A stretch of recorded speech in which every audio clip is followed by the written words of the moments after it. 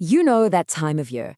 Every year, it's the same story. This incredible mix of celebration and, honestly, heartbreak as the Matric results are released all across South Africa. It's such an emotional time. The stakes are so high, and it always sparks a massive debate. And that's really the heart of it, isn't it? When we see those pass rates, what are we actually measuring? Is it a student's effort over just 1 year? Or are we really getting a report card on the entire system? That's exactly what we're going to unpack today. But look, before we get into any of the data, I just want to talk directly to any student out there who maybe didn't get the result they were hoping for. Please, just hear this. That result does not define you. It doesn't measure how smart you are, what you're worth, or where you're going.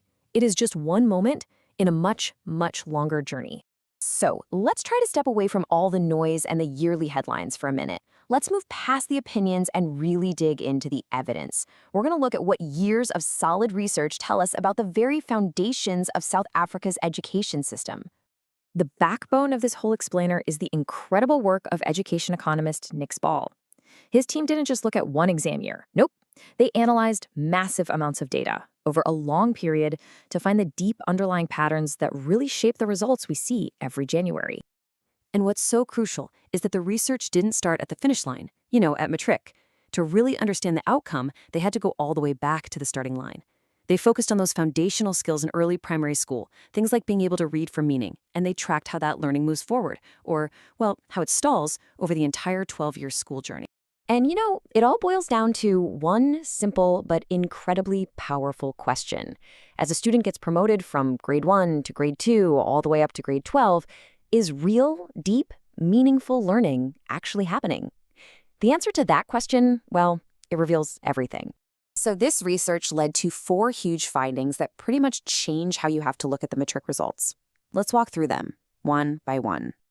Okay, the first major finding is a bombshell. We always talk about the education system, right? As if it's one thing. The reality is, South Africa has 2 of them, and they're operating side by side.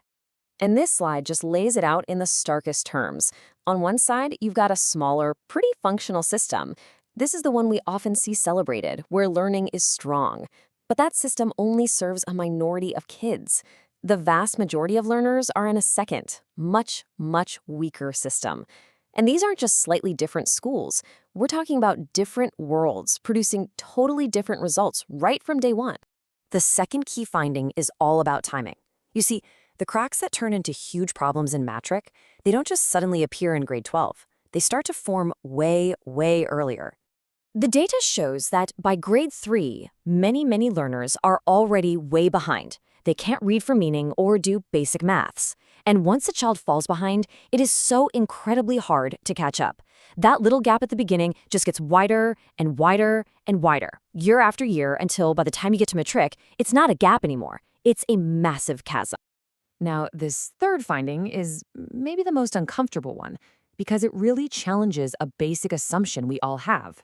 The research shows that passing a grade, getting promoted to the next one, doesn't always mean real learning took place.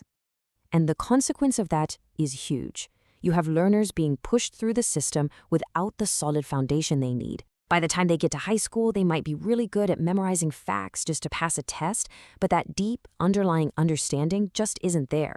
And this is what turns the Matric exam into this massive, high-pressure event, when really it's just the final symptom of a problem that started a decade earlier. And the final piece of this whole puzzle is poverty. The research is just undeniable on this point. A child's socioeconomic status has a profound, direct impact on their entire educational journey and ultimately their final results. And let's be crystal clear about what this actually means. This is not about blaming individuals. It is not about effort, and it is absolutely not about intelligence.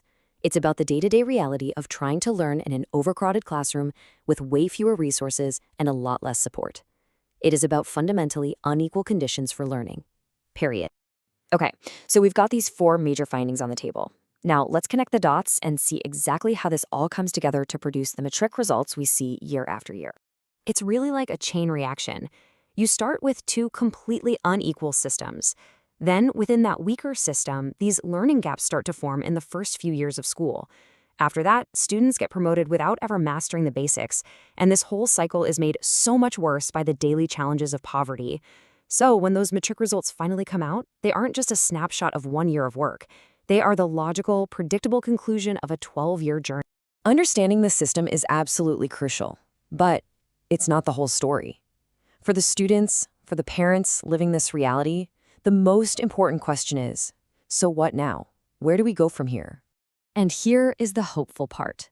This is the most important part. Yes, Matric is a big deal. It's an important milestone. But it is not your destiny.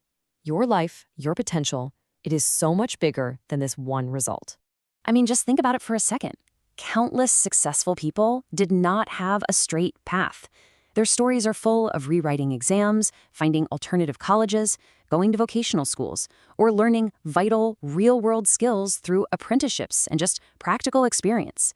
Those are the skills that build careers, whether it's in tech or the trades or the creative arts.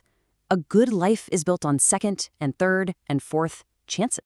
And let's just be really clear. Research like this explains broad patterns. It never, ever defines individual potential. We can't forget about the incredible teachers doing heroic work in the toughest conditions, or the students who succeed against absolutely all odds. Their stories are just as real and just as important. So, after looking at all of this evidence, maybe we've been asking the wrong question all along.